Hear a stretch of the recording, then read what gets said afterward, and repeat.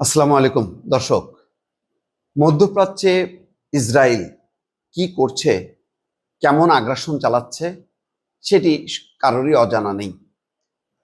রীতিমতো তছনছ অবস্থা। অন্তত চারটি দেশ একেবারে ভয়াবহ সে হামলা করেছে গত ২০ মাসে, এবং সেই হামলায় কেউ বাধা দেয়নি।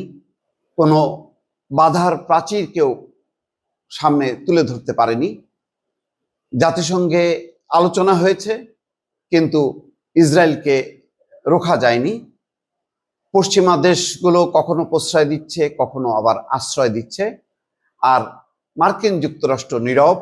মাঝে মধ্যে একটু উষ্মা প্রকাশ করলেও তারা আবার বলছে আত্মরক্ষার অধিকার আছে ইসরায়েলের।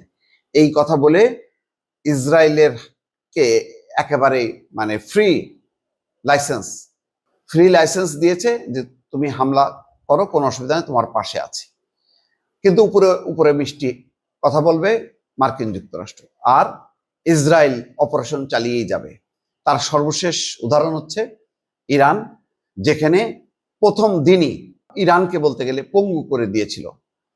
ইরানের ২০ জন সামরিক কমান্ডার, ৬ জন পরমাণু বিজ্ঞানী হত্যা সহ ভয়াবহভাবে ২০টা যুদ্ধ বিমান নিয়ে নির্বিচারে বিভিন্ন শহরে, অন্তত ৪টি শহর তছনছ করে ইসরায়েল। এটা বড় ঘটনা, কিন্তু তার বাইরে এখনো পর্যন্ত যদি ফিলিস্তিনের কথা বলেন, গাজায় প্রতিদিন মানুষ মারছে, সম্ভবত টার্গেট ১০০-র কম বেশি, গড়ে ১০০ প্রতিদিন তারা মারছে। এবং কাদেরকে মারছে?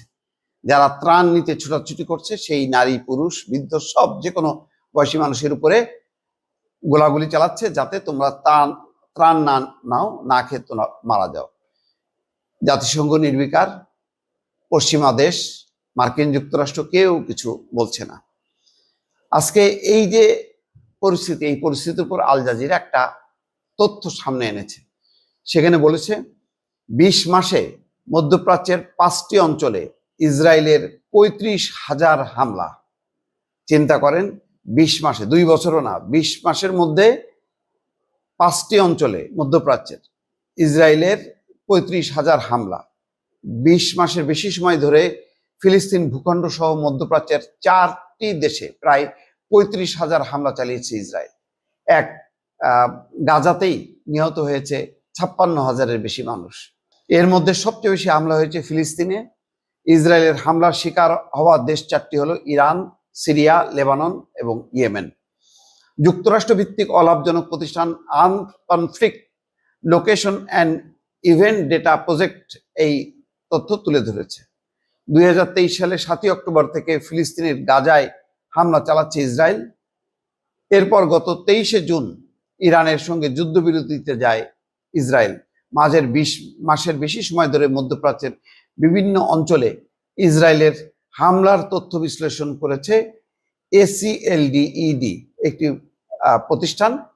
তারা বলছে ইসরায়েলের সবচেয়ে বেশি, অন্তত ১৮,২৩৫টি হামলা চালিয়েছে ফিলিস্তিনের ভূখণ্ড লক্ষ্য করে। লেবাননে ১৫,৫২০টি হামলা, এরপর যথাক্রমে সিরিয়ায় ৬১৬টি, ইরানে ৫৮টি এবং ইয়েমেনে ৩৯টি হামলা চালিয়েছে ইসরায়েল। মধ্যপ্রাচ্যে চালানো এসব হামলার মধ্যে আছে যুদ্ধ বিমান এবং ড্রোনের ব্যবহার, গোলাবর্ষণ, ক্ষেপণাস্ত্র নিক্ষেপ, দুর্নিয়ন্ত্রিত বোমা বিস্ফোরণ এবং সুপরিকল্পিত সম্পত্তি ধ্বংস করা। গাজায় ৬২৮ দিনের বেশি সময় ধরে ধ্বংসাত্মক অভিযান চালিয়েছে ইসরায়েল। উপত্যকাটির স্বাস্থ্য মন্ত্রণালয়ের হিসাব অনুযায়ী এখন পর্যন্ত সে দেশে ৫৬,০০০-এর বেশি মানুষ নিহত হয়েছেন। গাজায় হামলা চালাতে ইসরায়েলের ব্যবহার করা কৌশলের অনেকগুলি এখন অধিকৃত পশ্চিম তীরে জমি দখল এবং নিয়ন্ত্রণের ক্ষেত্রে কাজে লাগানো হচ্ছে। জাতিসংঘের পরিসংখ্যান অনুযায়ী পশ্চিম তীরে গত ২০ মাসে প্রায় ১,০০০ ফিলিস্তিনিকে হত্যা করা হয়েছে। গাজা সংকটের মধ্যে ইসরায়েল এবং লেবাননের সশস্ত্র গোষ্ঠী হিজবুল্লাহর মধ্যে প্রায় ১৪ মাস ধরে সংঘাত হয়। ২০২৪ সালের ২৭শে নভেম্বর যুদ্ধবিরতিতে যায় দুই পক্ষ। সংঘাতটি চলেছিল দুই দেশের সীমান্তে, এতে ১,০০০-এর বেশি মানুষ নিহত হন। অপ্রতিরোধ্য মধ্যপ্রাচ্যে ইসরায়েল যখন যাকে মনে করবে টার্গেট করবে, সে হামলা চালাবে এবং বলা হবে আত্মরক্ষার অধিকার ইসরায়েলের আছে। এই যে একটা লাইসেন্স দেয়া হয়েছে, এই যে একটা সিল তাদেরকে দেয়া হয়েছে, এই সিল তারা নির্বিচারে ব্যবহার করছে সর্বত্র। দর্শক ভালো থাকবেন, আল্লাহ হাফেজ।